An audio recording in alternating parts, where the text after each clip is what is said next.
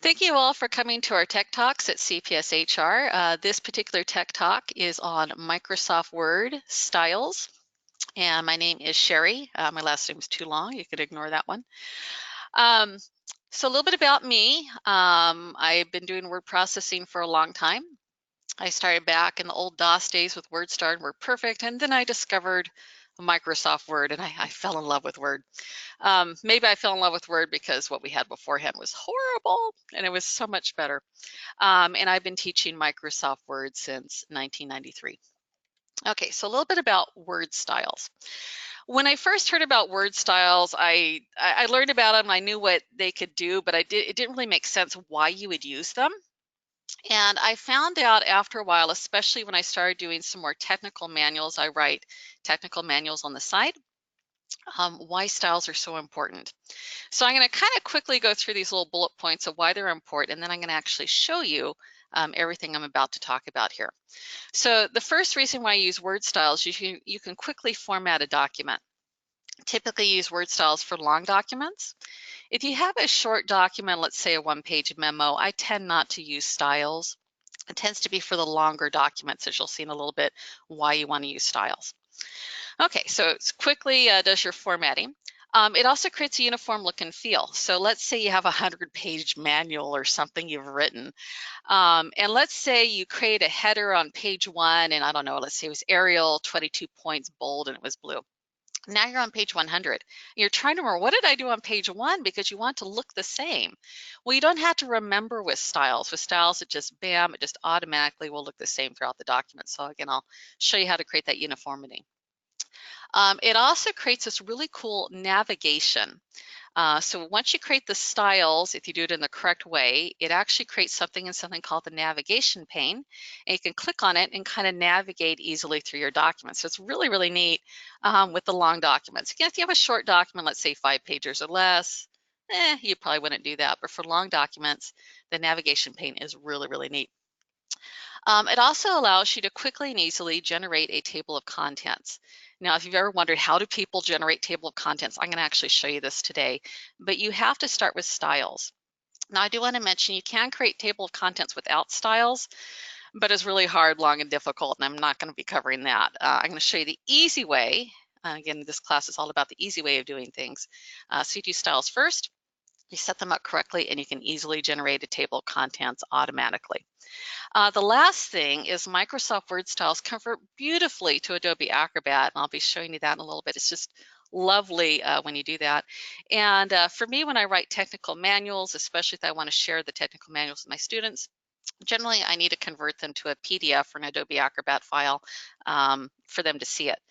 If you have a Microsoft Word file and email that to someone, they might not have the fonts or some of the other things, so it just doesn't always look the same on someone else's computer, but when you have an Adobe Acrobat file, it's usually the best way to share files. Okay, so that's why I use word styles. And let me just kind of bring up a document real quick and we'll go over why styles are cool. Now, this is kind of a finished document right now. And a couple things I want to point out to you, and we're going to hopefully get to this finished document by the time we're done. The first thing I want to point out to you is over here on the left, this is your navigation pane. And as you click on the navigation pane, do you see how it's kind of popping me throughout the document? The navigation pane only shows up if you use certain styles, and we'll be going over that in a little bit. Now, the other thing is generating a table of contents. This table of contents here, I just auto-generated it. I didn't type anything in. And I want you to see how nice this is, how it has the automatic page numbering done. Really, really good. Again, this is all the things that happen when you have styles. Okay, so what I'm going to do is I'm going to start with the same document, but without the styles in it, and I'm going to start adding some styles. I'm not going to talk you through all those things I was telling you about previously. Okay, so when you have a Word document open, to get to styles, you go to the Home tab. You can kind of see my Home tabs right here. And your styles are right here on the right-hand side of your Home tab. You might not have as many styles showing as what I have. I have a 21-inch monitor, so I see quite a bit. So if you have a smaller one, it might be a little more squished. Now there's a little drop-down triangle here, and if you click on the drop-down triangle, you'll see some more options listed. Now, out of all the things here, the ones that you want to really look at, or the ones you use the most, is the normal style. the title style, and the heading styles. And I'll be going over why those are important. So the first thing I'm going to start with is the normal style. Let me kind of go over what that is. So let's say you create a document, or maybe you're looking at someone else's document and you can't stand how they formatted it. What I'm doing first to select things, I just want to mention this before I kind of go any further, is I'm going to the left-hand margin, or what's called the selection bar, to select things. So you see I can kind of click and I can select things here. And when you're actually going to a paragraph, the first time you click, it selects one line. If you double click, it selects a paragraph. And if you triple click, it actually highlights the entire document. You can also, if you want to, kind of click and drag, and you can also highlight that way. So what I'm going to do is I'm going to, let's say, mess this up. So let's say, I don't know, I'll change the color and make this look absolutely atrocious. Okay. All right. So let's say this is what the document is like. Oh, that is horrible. I must get rid of those styles, or, how it's formatted. Well, what you do is you just highlight it, which I've already done. You go to the normal style and click on the normal style. You see, bam, do you see how it immediately changes that and removes all the formatting that's been done? So that is just an awesome reason why you use styles. That's the first one. That's called, again, your normal style. Now, not only do you use that to kind of clear up any messed up formatting, I've had to use this on occasion for older Microsoft Word documents. So Microsoft Word's been out for a while, and I've actually had documents that are, say, like 10 or 15 years old. And when I get in some of these really old documents, I might highlight some text and just try to do something. I remember I was just trying to click on B for bold. And I highlighted the text, I clicked on B for bold, and it wasn't working. I'm like, what's going on? But what had happened is it's just so old, and there was so much old formatting in there, it just got corrupt. And what I did is I selected the entire document. Remember that triple click? And I went to normal, and I don't want to do that right now because I'll get rid of all my formatting. But it basically cleared out the formatting for the entire document. I was able to start over again. So if you have old documents, again, choosing that normal style is really cool for that as well. Okay. All right, so now that we've talked about the normal style and how it kind of resets things, we're going to get to the title style next. So I'm going to go ahead and highlight OGC Properties Incorporate. I'm going to go ahead and click on the title style here. And I know this doesn't look very exciting, but it'll look better in a second.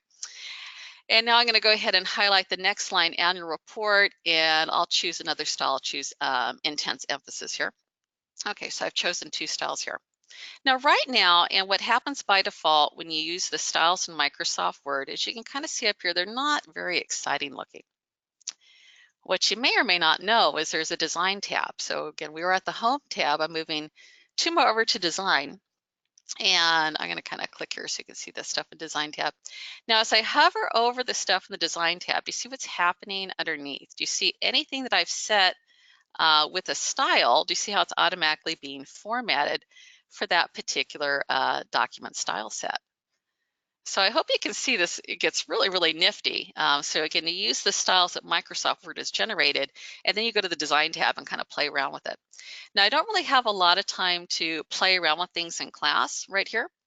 But what you might want to do is after this is done, you might want to go to the Design tab. You might want to play with the themes. There's different themes you could do. Let me choose one of these things here so you can see the themes.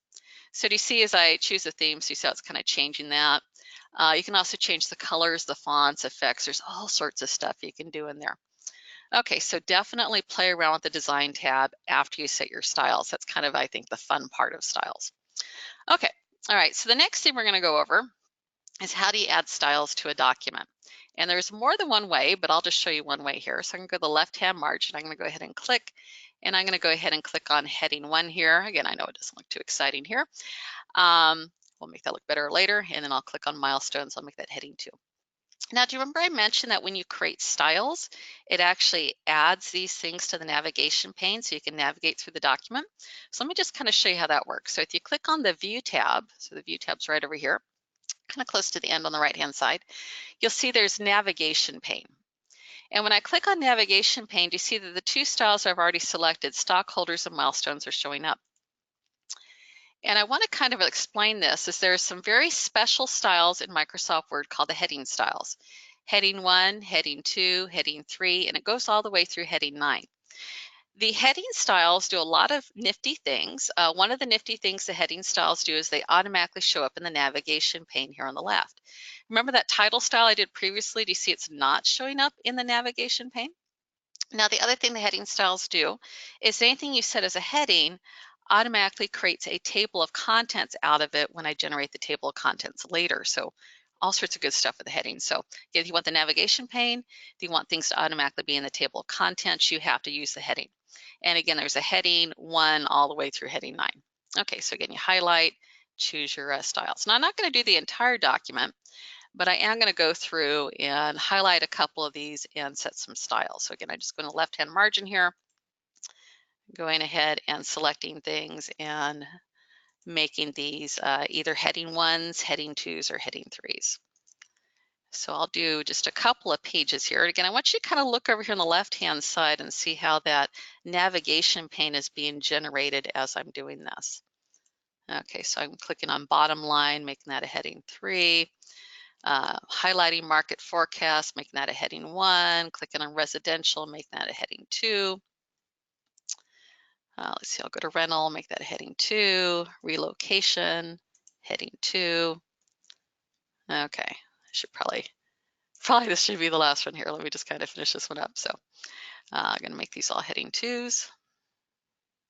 Okay, and that actually new relocation team's heading 3. Okay, so do you see the to our stockholders? Do you see that's a heading 1? And you see milestones, which is indented a little bit underneath it here in the navigation pane, is a heading 2. And if you kind of see here, net income, do you see which is further indented? That's actually a heading 3. So when I click on them, do you see net income is a heading 3? Again, review of your financial results, it's a heading 1. Financial overview, that click on that, that's a heading 2. Okay, and you can kind of see how they show up here. And if you want to, you can actually even kind of squish these up if you want to in the navigation pane. Let me unsquish them here. And the main thing for the navigation pane, so pretend this is like a 100-page document. You say you can very easily just kind of click and go through the document. And again, if this is 100 pages, this is a really, really cool thing. Okay, now once you create all of these heading 1, 2, 3, 4s, etc., what you do is you then want to generate the table of contents. So I'm going back to the top of the document. By the way, I hit a keyboard shortcut, Control Home. HOME, the Control Home takes you to the top of the document. You can put the table of contents wherever you want, but usually you put it at the beginning. So I'm going to click here under Contents. Now, since I've already gone through and I said this is a heading 1, this is a heading 2, this is heading 3, you can actually create a table of contents very quickly and easily from that. So I'm clicking here on the References tab. So it's a little bit further in, more towards the middle. And you'll see on the left-hand side, there's a little button here that says Table of Contents. And if you kind of look at it right here, it says heading 1, 2, 3, and over here it says heading 1, 2, 3. And those are the ones that say automatic table 1 and automatic table 2. So what they do is they grab anything that's a heading 1, heading 2, heading 3, all the way through heading 9, and they will throw that in the table of contents automatically for you. There's one a little bit further down called manual table. Never choose that one. You have to type everything in by hand, and who wants to do that? So I'm going to click on this one here, automatic table 2. Boom, there we go. Wasn't too hard, was it? So again, you click and you choose heading 1, heading 2, heading 3. Then you go to table of contents, click where you want it to be, and boom, it goes there. So it does the dot leaders. This is called a dot leader tab. It puts all the page number in there automatically for you. Typically what happens when I'm typing up a long technical document, I will auto-generate the table of contents kind of when I'm first starting the document just to kind of see what it looks like. And then I will go and update it as I start adding new things. Let's say I add 4 or 5 pages after this later on. You just have to click here where it says Update Table. Click on Update the entire table, and then when you click on OK, it'll update it. So this is something you don't have to redo. It's just something that you update whenever you need to. One other thing I want to point out here in Table of Contents, I won't really get too much into this, but I want you to kind of look at this later on. So under the Reference tab, when you click on Table of Contents, you'll see all the way down here, there's an option called Custom Table of Contents. And right now I want you to see it says show levels, it says 3. So it's only showing heading 1, heading 2, and heading 3. If I click on the up arrow, you see it's also showing heading 4, 5, and 6. So typically I usually only have heading 1, 2, and 3 showing up, but you can change this if you want to. There's also different formats available. You can kind of see, you can click here and play around and change that. So I'm going to cancel out of that, but I just want you to know there's many more things you can play around with there with the table of contents. So we do styles for uniformity, for table of contents, for the navigation pane. And then let me go a little bit more into uniformity before I go over how to convert this to an Adobe Acrobat. Okay, so I'm gonna go to the design tab here real quick, and I'm gonna go ahead and maybe choose one of the little styles there. Okay, so I quickly did that. I want you to notice as I go through the document, you see how there's a uniform look and feel to the entire document there, same colors there. But let's say like, oh, I don't like that color. I don't like that that dark orange color. I want it to be red, or I don't know, blue, or some other color there. I don't like that. Well, there's a couple ways you can do that. You could, by the way, change the colors here, but I want to show you how to kind of manually do it. In the styles group, it's really, really hard to see, but there's a launcher here at the bottom of the styles group. It looks like a little arrow. A lot of people won't really notice it, but when you click on that, it brings up your styles. And sometimes it's set not to show the preview, so you might want to click on preview. Now, once you have it set for preview, you can choose the style you want to change. Let's say it's heading 1. And then when you click on modify, let's say I'm going to change the color and maybe make it a deeper, darker brown orange. And maybe I'll change the font size, make that a little bit bigger. Maybe I want to have a different font itself. Maybe I'll do Arial. When I click on OK, so do you see how it changed that automatically? But not only did it change it there, I want to show you it changed everything in the entire document. So do you see how it changed it here as well? I'll do one more quick little change. I'll go to heading 2 and change that as well. So I'll click on heading 2, I'll click on modify. And I'm going to make this just a really obnoxious red color just so you can definitely see there's a change here. And I'll make that just a little bit bigger here. Okay, so I changed that to red. And again, notice how it automatically changed. You see all the heading 2s are automatically changed. Now, this might not seem like a big deal here, but can you imagine if you had a 100-page document and after you already created the document, like, oh no, I don't like that heading 1, or maybe your boss said, oh, I don't like those styles there. I need you to change the look and feel here.